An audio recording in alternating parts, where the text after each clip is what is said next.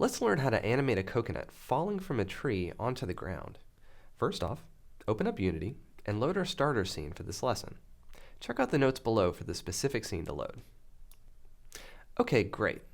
So if we want to take this coconut right here and make it fall, then we have a lot of options. The easiest way to make a coconut fall would probably be to use the Unity physics system. So let's try that first. Just attach a sphere collider and a rigid body to this coconut, just like that. Okay, press play,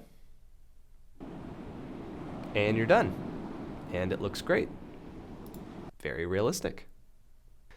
But what if you want to defy gravity? Or what if you want the coconut to follow a different path entirely? Well, then you'll probably need to write some code. So instead of using the physics system, let's write a script that does exactly what the rigid body does to the coconut. That is, it lets it fall to the ground. First things first, let's clean up and remove the rigid body and sphere collider from the coconut. Okay, great. Then let's create a script called fall from tree. New C# script, fall from tree. Double-click on the script and load it up in monodevelop. Remember, we want to move the coconut down every frame until it hits the ground, then stop.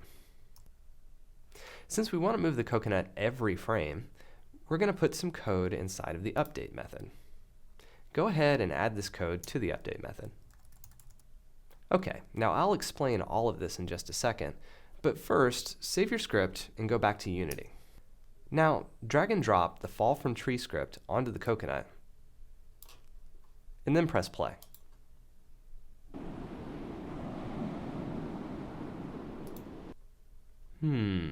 Well, you see the coconut fall, but it falls right down through the ground and continues falling forever and ever. It's a good start, but that's not exactly what we want.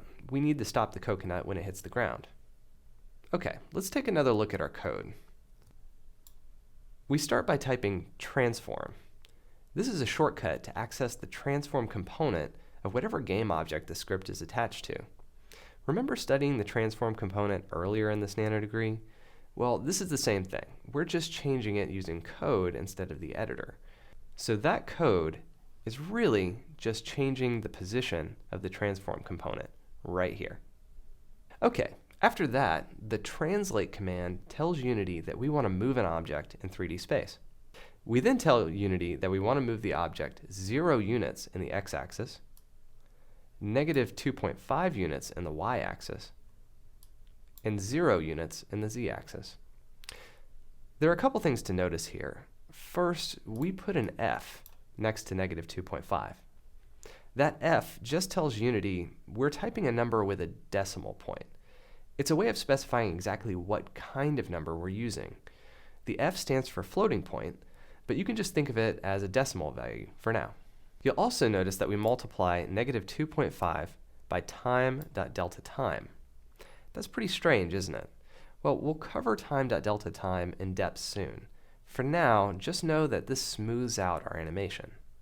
Lastly, we put space.world to say that we want to move the coconut in world space rather than local space. This means that even if we rotate the coconut, it always falls towards the ground. Okay, let's wrap up this section now that we've covered the very basics of procedural animation.